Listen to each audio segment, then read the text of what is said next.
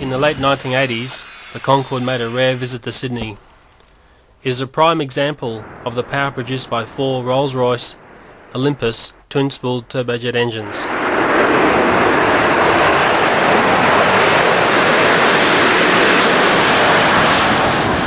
Our dream was to make a simple backyard jet which demonstrated the principles of a gas turbine engine.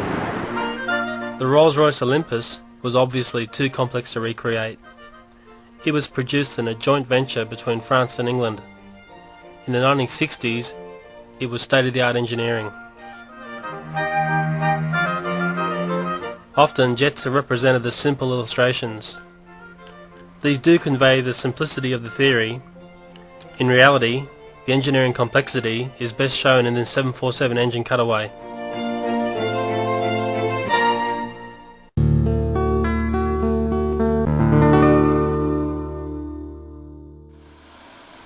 This is not a Rolls-Royce Olympus.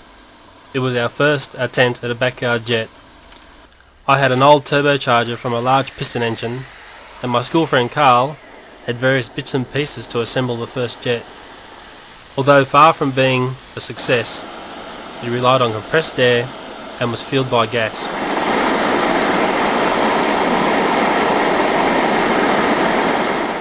Our first starting system did not have the required speed to spool the turbine. The combustion chamber was inefficient, and most of the fuel burned behind the exhaust turbine. Okay. As night fell, our attempts did nothing to forward the theory, but it did burn a substantial area of grass and destroyed some backyard shrubs.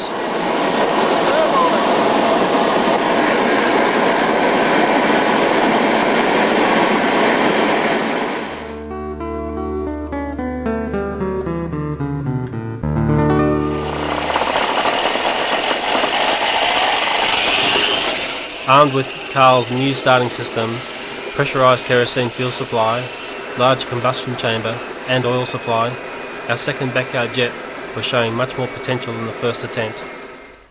Like the first attempt, it was made from scrap parts: old car exhaust, tin cans, vacuum cleaner hose. The starting was sometimes noisy and dangerous.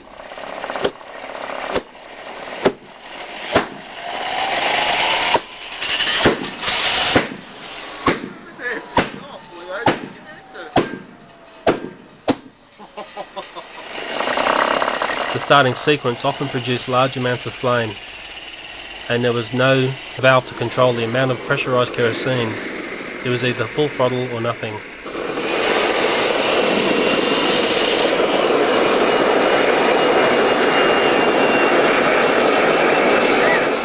Carl's starter was a drill running through another drill's gearbox. It had no trouble spooling the turbine to a higher speed.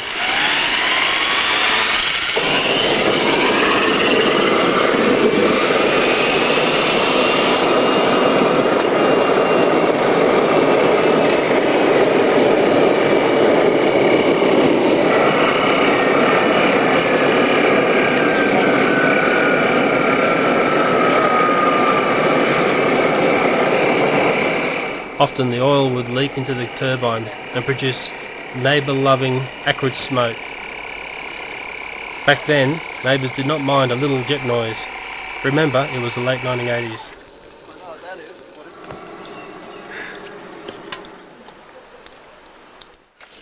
This next run shows the jet sustaining itself.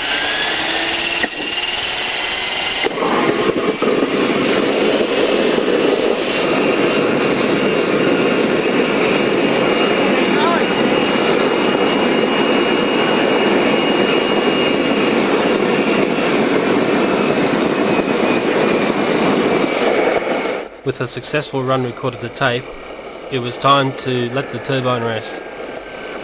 It would be 12 years until our next backyard jet. Well, it's fun while it lasted. Just put some roller bands in it and we'll get it going for.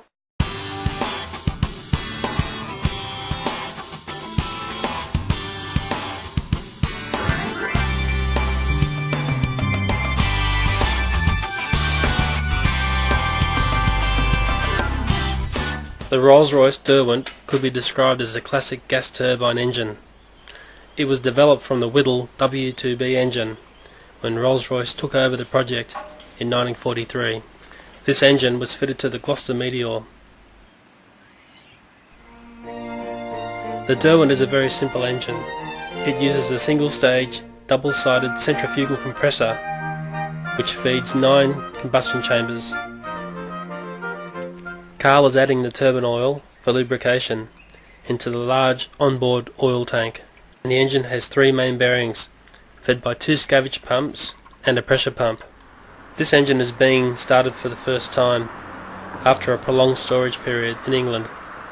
Overall, it is in remarkable condition considering the age of the engine. 2 truck batteries are required for starting. Also, a 200 litre drum of jet fuel is plumbed into the engine. A bank of solenoids are needed to activate the electrical components on the engine. The starting sequence, unknown to us at the time, has a particular order. Without the correct starting sequence, the engine will not ignite the fuel pumped into the combustion chambers. Thus it will pour out the exhaust.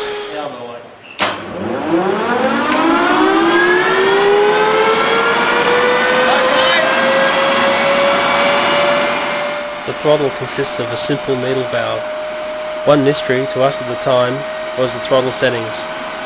It was not known where the idle or full throttle was on the small throttle arm. Carl is toggling the throttle to try to establish the idle setting. Here we go again. The first start was made with no engine instrumentation. Carl later made a custom starting panel.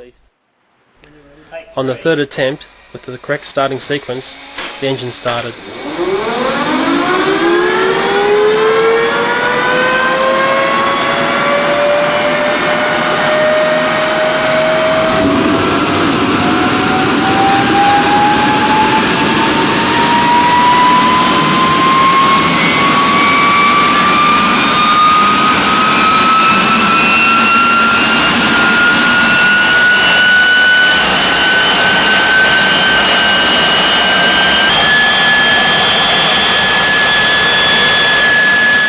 Once started, it is a spectacular engine, being noisy, smelly, and in the exhaust area, hot and very nauseating. Heat being generated in the exhaust was substantial.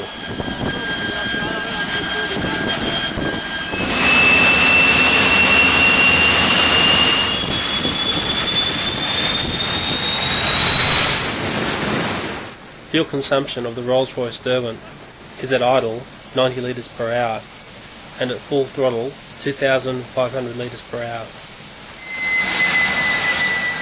The noise being produced by the running engine echoed up through the valley, attracting local residents who thought a helicopter or jet had crashed.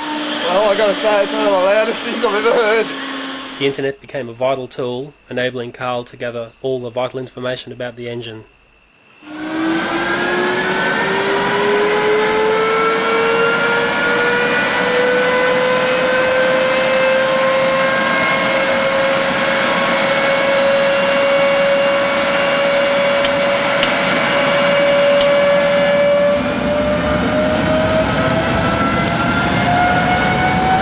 On another run, the engine displayed a brief moment of the power of the gas turbine. It easily stripped 2 large pieces of concrete curbing and a considerable area of grass. These engines were used in England to clear snow and ice from airport runways.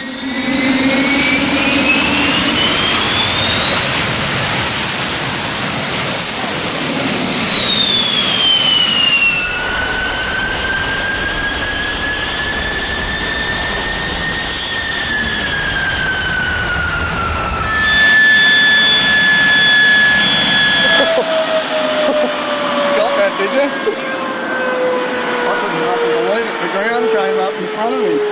It is easy to say the Rolls-Royce Derwent is the ultimate backyard jet.